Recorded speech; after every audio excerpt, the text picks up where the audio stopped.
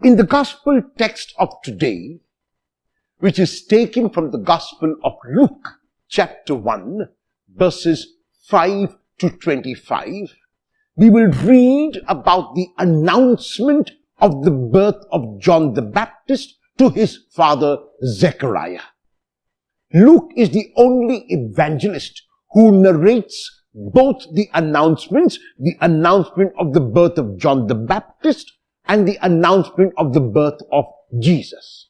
Today, we will hear how the angel appears to Zechariah when it was his turn to serve in the inner sanctuary of the temple, and when he was therefore close to God in his offering, God through an angel appears to him. And the angel makes very explicit to Zechariah that even though he and his wife Elizabeth are childless, they are to have a child. This is God's will, because it's God's intention to have this child be the precursor, this child be the preparer, this child be the one who will go before God's Son. So the announcement to Zechariah is not an ordinary announcement merely about his having a child in his old age. It is also about who his child will be. His child will have an important role to perform in the history of the world. And so therefore, Zechariah listens to what the angel is saying. But Zechariah, even though he is in the inner sanctuary, cannot bring himself to have that faith which is required to believe. And so Zechariah begins to question the angel's declaration, begins to question the angel's announcement. And the angel gives Zechariah a sign that it is indeed the angel that is making the pronouncement on behalf of God.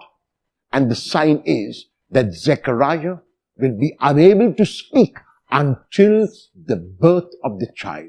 And that is what happens exactly. But the point is that the words of the angel come true.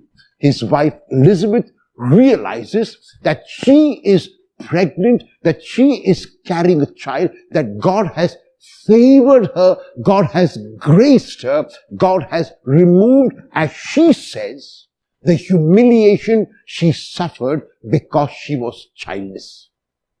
Yesterday and the day before and 2,000 years ago, the situation was the same.